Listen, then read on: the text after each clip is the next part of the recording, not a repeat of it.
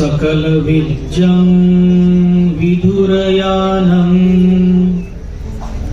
देवरूपं सुजीवं निमलचक्षु गभीरघोषं गौरवन्नं सुकायं अभयचित्तं निभयकामं सुरतधम्मं सुप्रेमं विरतरज्जं सुजननेतं भीमरावं सरामि भीमरावं सरामि भीमरावं सरामि। संपूर्ण विश्वाला सुख शांती मानवता तथा दुःख मुक्तीचा आर्य संदेश देणारे विश्व शांतीदूत महाकारुणी तथागत भगवान सम्यक संबुद्ध यांना त्रिवार अभिवादन करतो।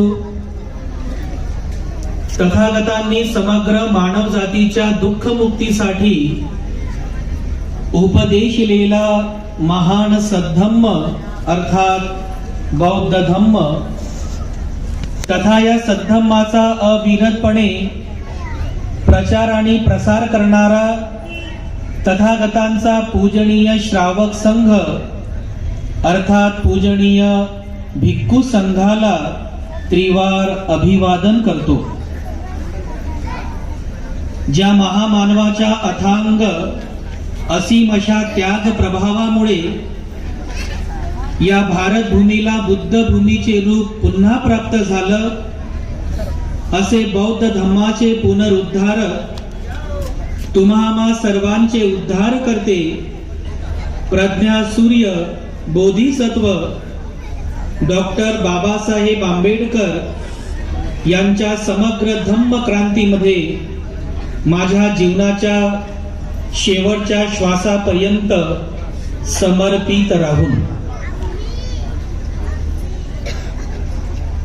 आजच्या या मंगलमय प्रसंगी या धम्म विचार मंचावरती उपस्थित पूजनीय भिक्खू संघ, या भिक्खू संघामध्ये स्थानापन्न असलेले आमच्या सर्वांचे मार्गदर्शक, ज्यांनी आताच आपल्या सर्वांना अतिशय सुंदर अशी धम्मदेशना दिली, असे पूजनीय भदंत सुगत वंशजी महाथेरो यांना त्रिवार अभिवादन करतो। या ठिकाणी उपस्थित माझे सह धम्मबंधू पूजनीय भदंत धम्मबुद्धीजी थेरो, संचालक purity of mind YouTube channel, आणि आपण सर्व धम्म उपासक धम्म उपासिका लहान बालक आणि बालिकांनो, धम्मदेशनेला सुरुवात करण्यापूर्वी मी सर्वप्रथम तुम्हा सर्वांच्या प्रती अनंत अनंत मंगल कामना अर्पण करतो। विशेष करून त्यांच्या प्रती मंगल कामना अर्पण करतो ज्यांनी पुढाकार घेऊन तन मन धन अर्पण करून आजचा हा धम्म सोहळा, आजचा हा धम्ममय कार्यक्रम या ठिकाणी संपन्न करण्यासाठी पुढाकार घेतला। त्या सर्व माता भगिनींचं, महिला मंडळ, पुरुष मंडळ, तरुण मंडळ आणि सर्वच ज्यांनी ज्यांनी प्रत्यक्ष आणि अप्रत्यक्षरित्या या कार्यक्रमाला यशस्वी करण्यासाठी सहकार्य केलं, त्या सर्वांप्रती मी धन्यवादाची भावना व्यक्त करतो, त्यांच्या प्रती मंगलकामना व्यक्त करतो। आपण अतिशय महान असं पुण्य आजच्या या निमित्ताने संपादित केलेलं आहे, पुण्य प्राप्त केलेलं आहे। बांधवांनो, अतिशय आनंद होत आहे मला प्रसन्न होत आहे. अतिशय श्रद्धायुक्त भावनेने, उत्साहाने पुष्पांचा वर्षाव करून, पुष्पांची वृष्टी करून तुम्ही सर्वांनी भिक्खू संघाचं स्वागत केलं. मनामध्ये आनंद होत होता की किती उत्साह आहे या सर्व माता भगिनींमध्ये, आपल्या सर्व तरुण कार्यकर्त्यांमध्ये.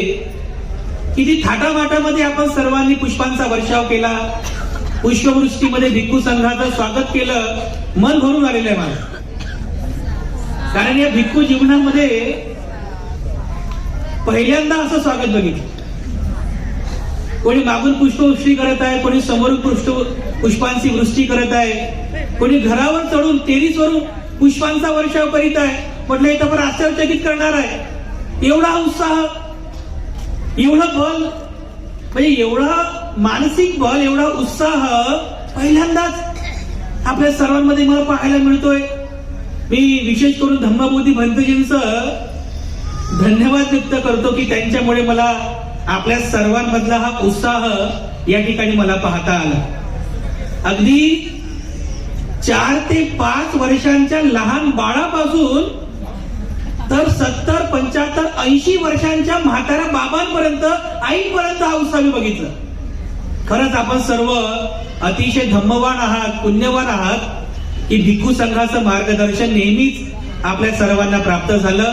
आणि अनंत उपकार आहेत त्या बोधिसत्वांचे, त्या महामानवांचे, आपल्या सर्वांचे उद्धार करते, ज्यांनी आपला सर्वांचा उद्धार केला. बघा, आपल्या सर्वांचे उद्धार करते डॉक्टर बाबासाहेब आंबेडकर, ज्यांनी आपल्या सर्वांना बौद्ध बनवलं.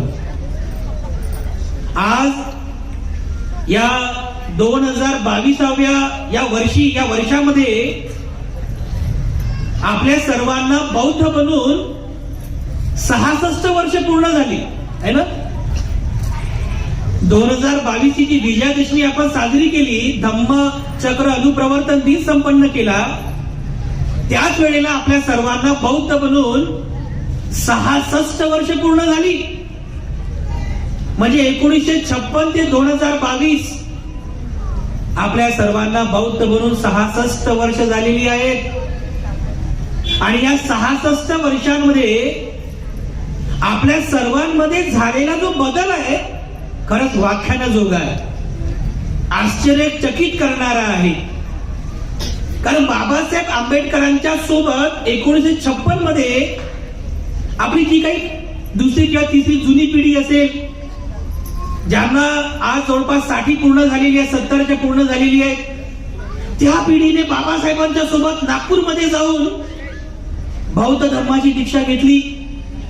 त्या पिढीने बौद्ध धर्माचा संस्कार पुढच्या पिढीला दिला. त्या पिढीने बौद्ध धर्माचा संस्कार पुढच्या पिढीला दिला. तोच बौद्ध धर्माचा संस्कार घेऊन आजची पिढी आदर्श स्वाभिमानाने बौद्ध म्हणून जीवन जगत आहे ना. मला वाटते 66 वर्षामधली ही आपली तिसरी पिढी आहे. आणि जे लहान मुलं आपण पाहतो ना, ही बौद्ध बनणारी तिसरी पिढी आहे, चौथी पिढी आहे ना. पिढीमध्ये बदल झालेला आहे. हे सर्व अनंत उपकार बाबासाहेबांचे आहेत. एखाद्या चंदनाचं झाड असतं, चंदनाचं झाड, ते चंदनाचं झाड झिजून झिजून शेवटपर्यंत लोकांच्या कामी येतं. शेवटपर्यंत, जोपर्यंत चंदनाचं झाड हिरवगार आहे तोपर्यंत ते झाड लोकांना सुगंध देतं, चंदनाचा सुगंध देतो, चंदनाची पानं देतो, सावली देतो. आणि त्या चंदनाच्या झाडाला कापल्यानंतरही ते चंदनाचं लाकूड शेवटपर्यंत, झिजेपर्यंत माणसाच्या कामी येतं, शेवटपर्यंत सुगंध देतो. बाबासाहेबांचं जीवन सुद्धा बांधवांनो या चंदनाच्या झाडाप्रमाणे. ज्या ज्या लोकांनी बाबासाहेब आंबेडकरांचं जीवन अभ्यासलं असेल त्यांच्या लक्षात येईल बाबासाहेबांचं संपूर्ण जीवन या एखाद्या चंदनाच्या झाडाप्रमाणे आहे. ज्याप्रमाणे चंदनाचं झाड झिजून झिजून शेवटी झिजून झिजून लोकांच्या कामी येतं, अगदी त्याचप्रमाणे बाबासाहेबांचं जीवन सुद्धा शेवटपर्यंत चंदनाच्या झाडाप्रमाणे झिजलं. शेवटच्या श्वासापर्यंत बाबासाहेबांनी आपल्या सर्वांचा उद्धार करण्यासाठी स्वतःचं जीवन झिजवलं, स्वतःचं जीवन कस्ती लावलं. तेव्हा जाऊन आपल्या सर्वांना हा सुखाचा सूर्योदय पाहता आला, हे सुखाचे दिवस पाहता आले. सर्व लोक बाबासाहेबांचं जीवन अभ्यासतात. जेव्हापासून मला ही समज आली, कारण खूप कमी वयामध्ये बालपणामध्ये मी चिवर घेतलं. बुद्ध म्हणजे काय माहित नव्हतं. सहज बालपणामध्ये वय असेल 13-14 वर्षांचं, तेव्हा अंगावरती चिवर आलं. हे पुण्य मला प्राप्त झालं. हळूहळू बुद्ध समजू लागले, हळूहळू बाबासाहेब समजू लागले. बाबासाहेबांचं जीवन अभ्यासलं, तेव्हा जाऊन बाबासाहेब आंबेडकरांनी तुमच्यासाठी म्हणजे आपल्यासाठी काय केलं हे समजलं. अहो, आपल्यासाठीच नाही तर जे बौद्ध नाही, म्हणजे आपण तर बौद्ध आहोतच, पण जे लोक बौद्ध नाही अशा भारतीय लोकांसाठी सुद्धा बाबासाहेब झिजले, जे बौद्ध नाहीयेत. एकंदरीत संपूर्ण भारतवर्षासाठी बाबासाहेबांनी आपलं जीवन व्यतीत केलं, जीवन कष्टी केलं, जीवन झिजवलं. तेव्हा जाऊन या भारत भूमीवर सुद्धा बाबासाहेबांच्या नावाचा जयघोष होतो, जल्लोष होतो. बाबासाहेब आंबेडकरांनी केलेल्या संपूर्ण जीवन कार्यांपैकी एक माझं स्वतःचं चिंतन आहे. जेव्हा बाबासाहेबांच्या जीवनाचं आपण चिंतन करतो, तेव्हा कोणतं कार्य मोठं आणि कोणतं कार्य लहान असा आपण भेदभाव करू शकत नाही. सर्वच कार्य बाबासाहेबांचे महान आहे. परंतु या सर्व जीवन कार्यामध्ये बांधवांनो, 2 कार्य अशी आहेत, लक्षपूर्वक सर्वांनी ऐका. बाबासाहेब आंबेडकरांनी केलेल्या संपूर्ण जीवन कार्यांपैकी 2 कार्य अशी आहेत की ज्या कार्यामुळे भारताचं नाव संपूर्ण जगामध्ये अजरामर झालेलं आहे. पुढील हजारो वर्षांपर्यंत भारताचा या जगामध्ये सन्मान होईल, असं 2 कार्य बाबासाहेब आंबेडकरांनी केलेलं आहे. 2 कार्य की ज्यामुळे भारताचा सन्मान हजारो वर्षांपर्यंत या जगामध्ये होईल. कोणती ती 2 कार्य आहेत? बाबासाहेब आंबेडकरांनी केलेलं अनेक कार्यांपैकी एक जे कार्य आहे, महत् प्रयासाने ते काम संपन्न केलं बाबासाहेबांनी. बघा बांधवांनो, एक कार्य बाबासाहेबांचं की बाबासाहेब आंबेडकरांनी अथक परिश्रम करून स्वतःच्या तब्येतीची काळजी न करता या भारत वर्षाला महान असं संविधान अर्पण केलं. हे बाबासाहेबांनी केलेलं एक कार्य जे महान आहे, अजरामर करणार आहे या भारत वर्षाला. पहिलं काम जे बाबासाहेब आंबेडकरांनी या भारत भूमीला महान असं संविधान अर्पण केलं. दुसरं कार्य बाबासाहेब आंबेडकरांचं की ज्यामुळे हजारो वर्ष या भारताचा सन्मान होईल, भारत अजरामर होईल, ते दुसरं कार्य म्हणजे याच भारत भूमीमध्ये जन्मास आलेला परंतु लोप पावलेला भारताचाच असलेला बौद्ध धम्म बाबासाहेब आंबेडकरांनी पुनर्जीवित केला. हे बाबासाहेबांनी केलेल्या जीवन कार्यापैकी हे दुसरं कार्य आहे. मी नेहमी सांगतो, आताही पुन्हा सांगत आहे की बाबासाहेबांनी केलेल्या या 2 कार्यामुळे तुमचं, माझं, या भारतातील प्रत्येक नागरिकाचं, या भारताचा सन्मान होईल या जगामध्ये. भारत अजरामर होईल या जगामध्ये. एक, बाबासाहेबांनी या भारताला संविधान दिलं, आणि दुसरं, बाबासाहेब आंबेडकरांनी लोप पावलेल्या, रास झालेल्या बौद्ध धम्माचं पुनर्जीवन केलं. हे 2 कार्य प्रत्येकाने आपल्या मनात चिंतन करावं की किती हे महान कार्य आहे. भारताचं संविधान, एक डायलॉग मात्र आपल्या सर्वांनाच नेहमीच आठवतो. मोठमोठे लोकही तो डायलॉग नेहमीच म्हणतात. बाबासाहेब आंबेडकरांनी 2 वर्ष 11 महिने 18 दिवस अथांग प्रयत्न करून या भारताला संविधान दिलं आहे ना. हा डायलॉग जवळपास लहानापासून मोठ्यांपर्यंत सर्वांनाच मुखपाठ आहे. आणि आपण स्वाभिमानाने म्हणतो की बाबासाहेब आंबेडकरांनी 2 वर्ष 11 महिने 18 दिवस झिजून मेहनत करून भारताला संविधान अर्पण केलं.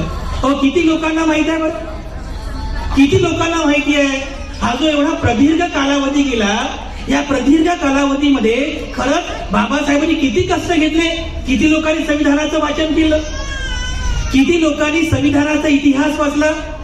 बांधवांनो, केवळ डायलॉग म्हणून असे उद्गार करून आपल्याला बाबासाहेबांनी केलेले हे कार्य आणि या कार्याची महत्ता समजणार नाही.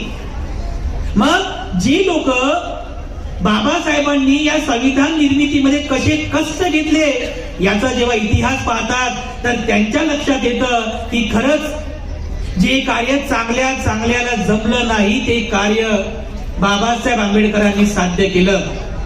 मग ते 9 डिसेंबर 1946 पासून तर 26 नोव्हेंबर 1949 पर्यंतचा जो हा प्रदीर्घ कालावधी आहे, बांधवांनो, आपल्याला हा इतिहास वाचावा लागणार आहे. जेव्हा संविधान समितीची स्थापना झाली, या संविधान समितीचे अध्यक्ष डॉक्टर राजेंद्र प्रसाद होते. कारण ते त्यावेळेसचे जे गाजलेले नेते होते त्यांच्यापैकी ते वरिष्ठ होते. या संविधान समितीचे अध्यक्ष डॉक्टर राजेंद्र प्रसाद होते. आणि डॉक्टर राजेंद्र प्रसादांनी जेव्हा चिंतन केलं की खरंच या नाना धर्माच्या, नाना जातीच्या, वेगवेगळ्या पंथाच्या, संप्रदायांच्या या भारताला जर सुखपूर्वक चालवायचं असेल, अरे मग या भारताचा कायदा कसा लिहिला जाईल. विचार करा, एका घरामध्ये 3 भाऊ 4 सख्खे भाऊ सुखाने राहू शकत नाही है ना. एकाच घरात एकाच आईच्या पोटी जन्मास आलेले सख्खे भाऊ, सख्या बहिणी, सख्खे नाते असलेले लोक पण जास्त वेळपर्यंत सुखाने राहू शकत नाही. मग या भारतामध्ये राहत असलेले नाना धर्माचे, नाना जातीचे, नाना पंथाचे लोक कसं काय सुखाने राहतील. मग तो कायदा कसा असेल हे खरंच चिंतन करणारी गोष्ट आहे. आणि ज्या वेळेस या संविधान समितीच्या अंतर्गत भारताच्या संविधानाचा कच्चा मसुदा तयार करण्यासाठी संविधान मसुदा समितीची स्थापना करण्यात आली. मसुदा समिती, मसुदा म्हणजे ड्राफ्ट, कच्चा मसुदा. जसा आपण एखादं महत् कार्य संपन्न करण्यासाठी एक कच्चा कार्यक्रम तयार करतो ना, की कशा प्रकारे आर्थिक नियोजन होईल, वर्गणी कशी जमा करायची, संघाचं स्वागत कसं करायचं, कशा पद्धतीने खर्च करायचा, मंडप कसा टाकायचा, असा कच्चा आपण ड्राफ्ट तयार करतो ना. अगदी त्याचप्रमाणे संविधानाचा कच्चा मसुदा तयार करण्यासाठी एक 7 लोकांची संविधान मसुदा समिती स्थापन करण्यात आली. आणि या संविधान मसुदा समितीचे अध्यक्ष होते डॉक्टर बाबासाहेब आंबेडकर. डॉक्टर बाबासाहेब आंबेडकर आणि इतर 6 जणांची मिळून ही संविधान मसुदा समिती तयार झाली. ज्यावेळेस तुम्ही या संविधान निर्मितीचा इतिहास वाचाल तेव्हा तुम्हाला लक्षात येईल की बाबासाहेबांना संविधानाचा मसुदा तयार करण्यासाठी किती कष्ट उपसावे लागले.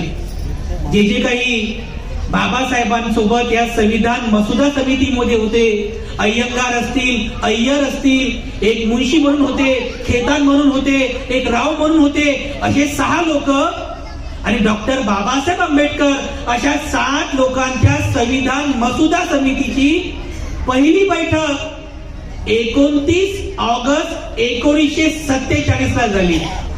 म्हणजे तोपर्यंत भारत स्वतंत्र झाला होता.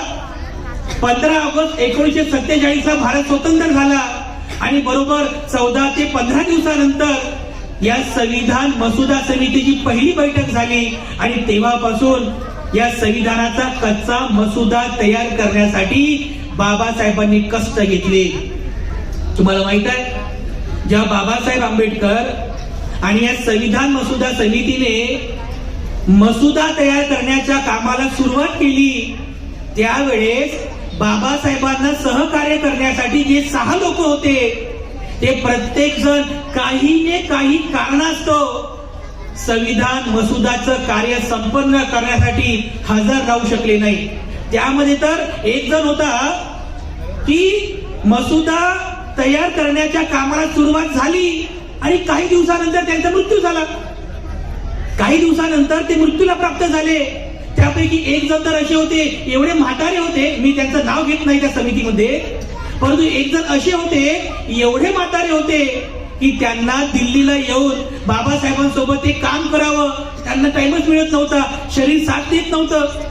एक जण तर दिल्ली पासून एवढं लांब राहत होते, ते कधीच दिल्लीच्या त्या समितीच्या कार्यामध्ये आले नाही. येन तेन प्रकारे विविध कारणांमुळे बाबासाहेबांना मसुदा तयार करण्यासाठी या कोणीही लोकांनी सहकार्य केलं नाही. पण तरी सुद्धा बघा बांधवांनो, बाबासाहेबांनी हार मानली नाही, बाबासाहेबांनी माघार घेतली नाही. बाबासाहेबांचं ते जे वय होतं बघा, बाबासाहेबांचं जे म्हणजे त्यावेळेस जे वय होतं बाबासाहेबांचं 59-60 असं बाबासाहेबांचं वय होतं.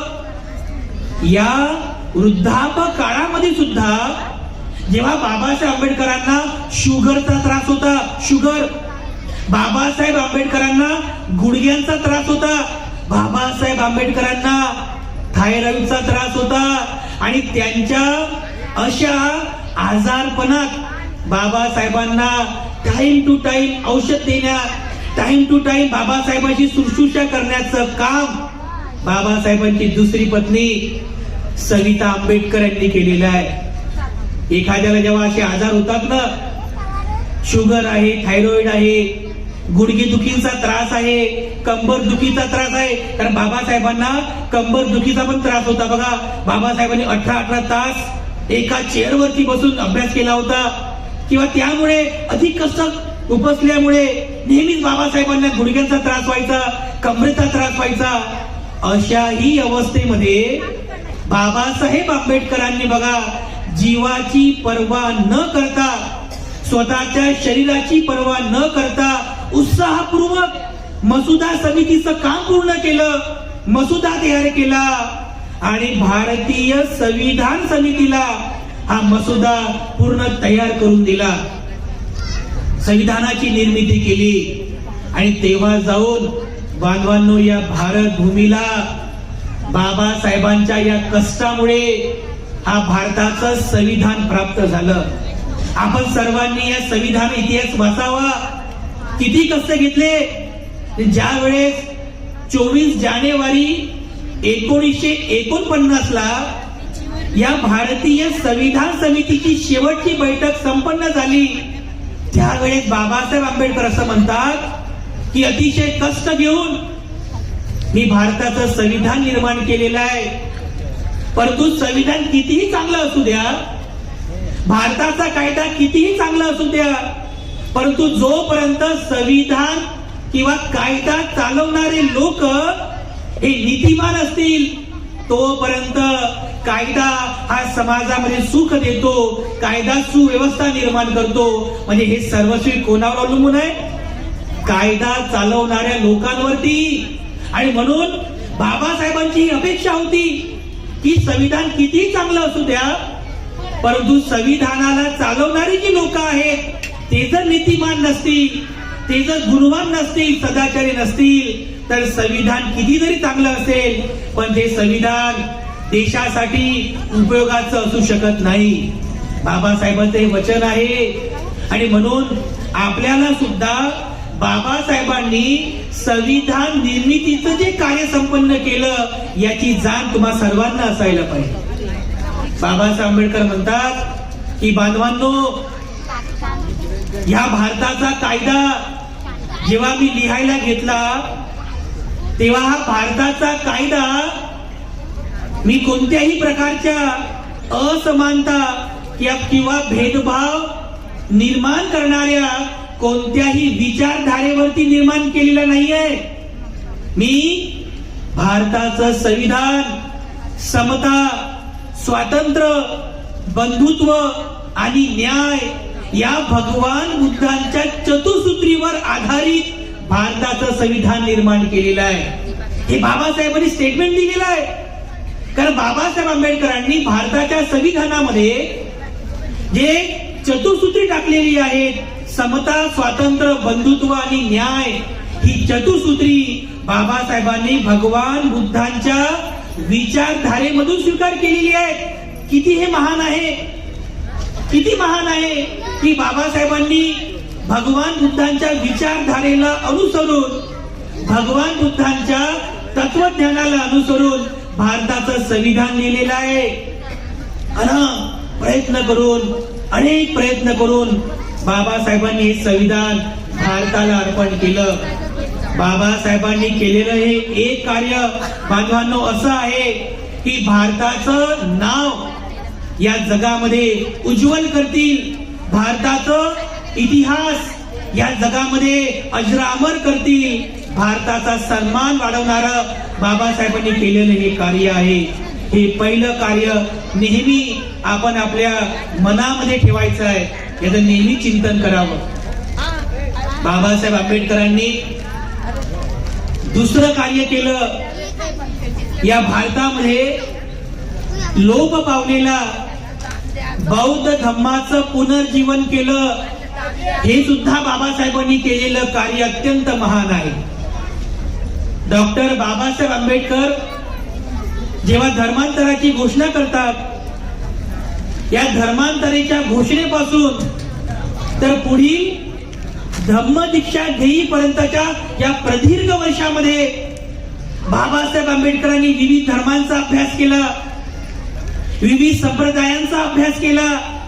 आणि ज्या वेळेस बाबासाहेब आंबेडकर या विविध धर्माचा अध्ययन करतात, अभ्यास करतात आणि शेवटी याच भारतामध्ये जन्मास आलेला, याच भारतामधून प्रचारित आणि प्रसारित झालेल्या बौद्ध धम्माचा स्वीकार करतात, तेव्हा एक स्टेटमेंट बाबासाहेब आंबेडकर म्हणतात, एक वाक्य बाबासाहेबांचं आहे. बाबासाहेब आंबेडकर धम्मदीक्षा घेतल्यानंतर म्हणतात की आज मला असं वाटत आहे की मी माझ्या स्वगृही परतलेलो आहे. स्वगृही बाबासाहेब म्हणतात की आज मी माझ्या स्वगृही परतलेलो आहे. असं जेव्हा बाबासाहेब आंबेडकर म्हणतात तेव्हा बाबासाहेब भावनिक झालेले आहेत. बाबासाहेब मनामधून ही भावना उत्पन्न करतात. जेव्हा बाबासाहेबांना प्रश्न विचारण्यात आला की बाबासाहेब, सध्या याच भारतामध्ये बौद्ध धम्मासाठी सुपीक जमीन नाही आहे, बौद्ध धम्माच्या प्रचार आणि प्रसाराकरिता सुपीक असं वातावरण नाही आहे, अपेक्षित असं वातावरण नाही आहे. तेव्हा डॉक्टर बाबासाहेब आंबेडकर म्हणतात त्या पत्रकारांना की मी त्याच धर्माचा स्वीकार करीत आहे जो धर्म या भारतात जन्मास आला. भगवान बुद्धांचा जन्म या भारतामध्ये झाला. भगवान बुद्धांनी याच भारतामध्ये राहून, याच जम्बूद्वीपामध्ये राहून बौद्ध धम्माची स्थापना केली.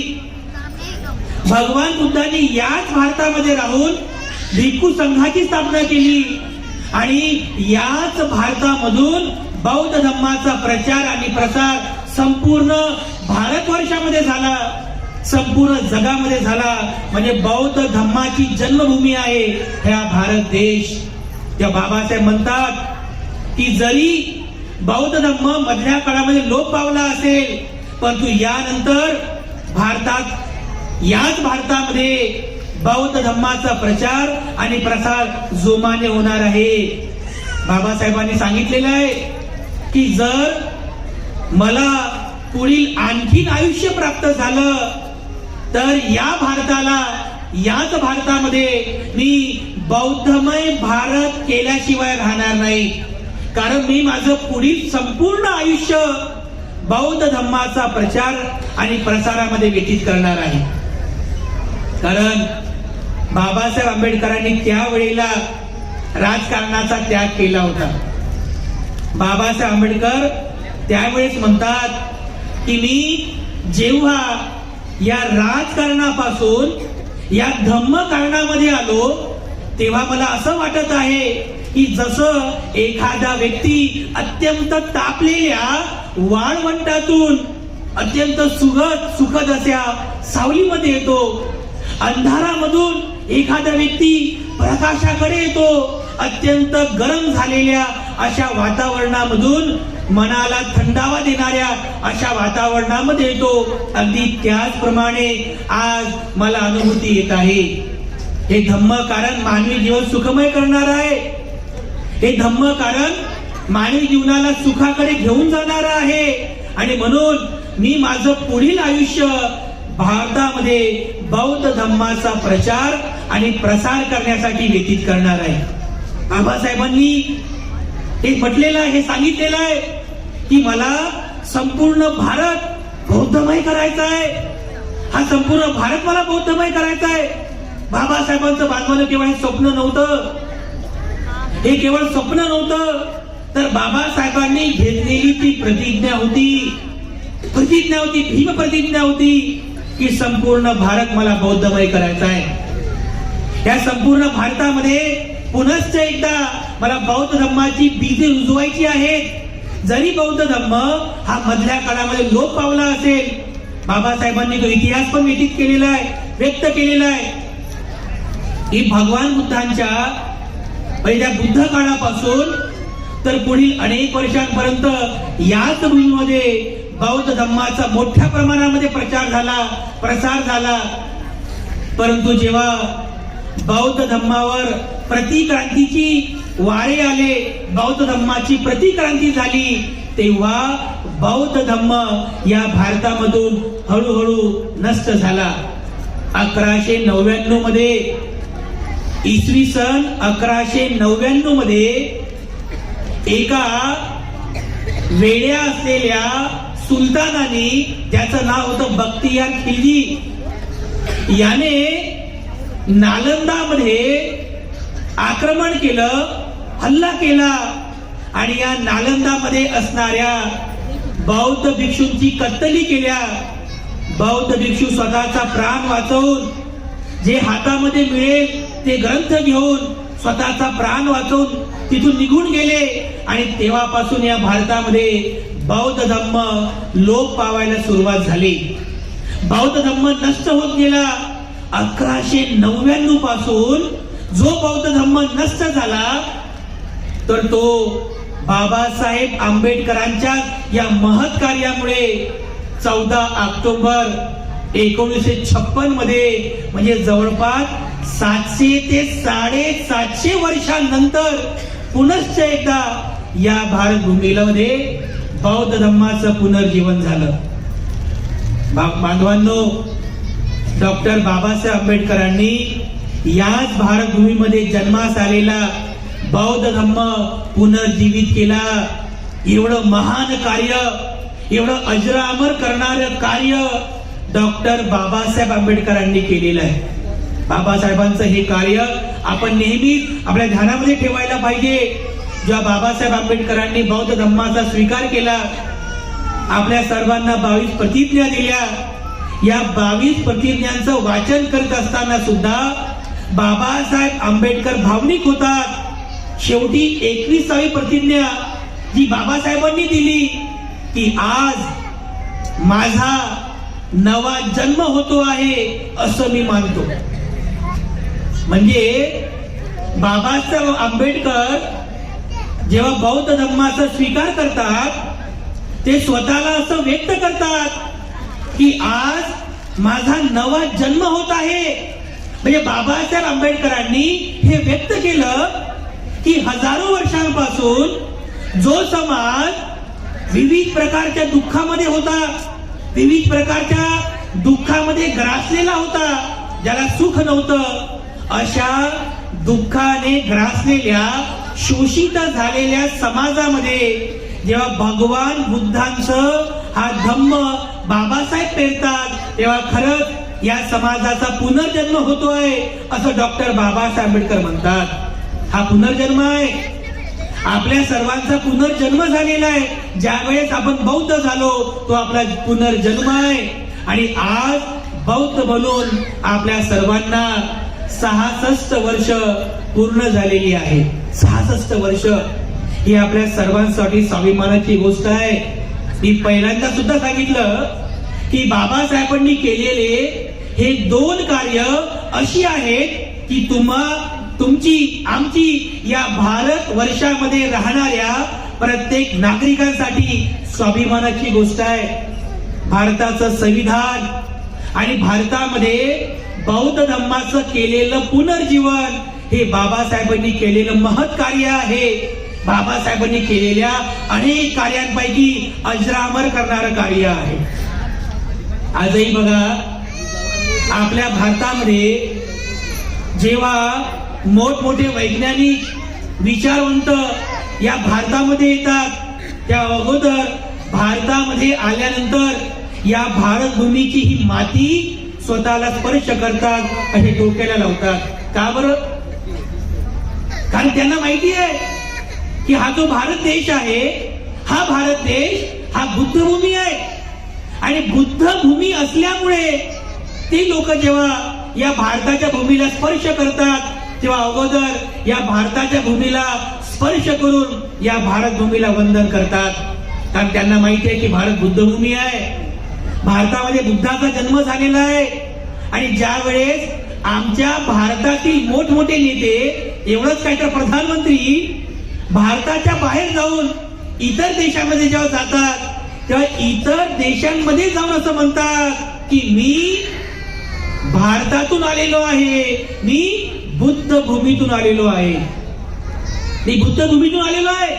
कारण त्यांनाही माहित आहे की भारताच्या बाहेर भारताचं नाव अजरामर यामुळेच आहे कि जग में बुद्ध का नाम है, यही तो भारत की शान है म्हणतो ना आपण.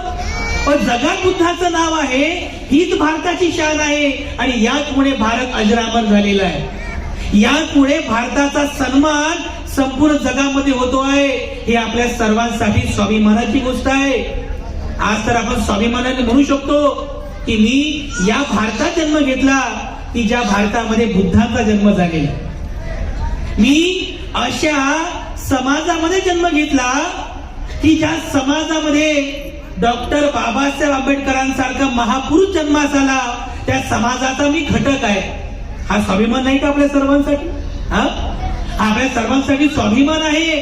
तर या स्वाभिमानाने आपण जीवन जगायला पाहिजे. मी बौद्ध म्हणून या भारतामध्ये या बुद्धभूमीमध्ये बौद्ध म्हणून जीवन जगतोय, हा आपल्या सर्वांसाठी स्वाभिमान आहे. मी या भारतामध्ये बाबासाहेबांच्या समाजामध्ये जन्मास आलो आणि सन्मानपूर्वक स्वाभिमानाने जय भीम म्हणून मी माझं जीवन जगतो. हा आपल्या सर्वांचा स्वाभिमान नाही का?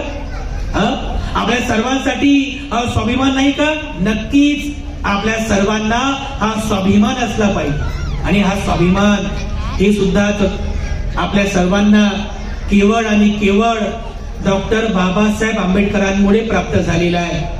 तेव्हा आज 66 वर्षानंतरही जेव्हा आपण स्वतःकडे पाहतो तर तुमच्या लक्षात येईल की आज आमच्यामध्ये, माझ्यामध्ये, या समाजामध्ये जे परिवर्तन झालेलं आहे, हे परिवर्तन केवळ आणि केवळ बौद्ध धम्मामुळे झालेलं आहे. जे लोक म्हणतात ना या लोकांना काय आहे, या लोकांना बाबासाहेबांमुळे आरक्षण मिळालं म्हणून लोक पुढे गेले. केवळ आरक्षणामुळे बदल होत नाही माणसामध्ये, हे लक्षात घ्या.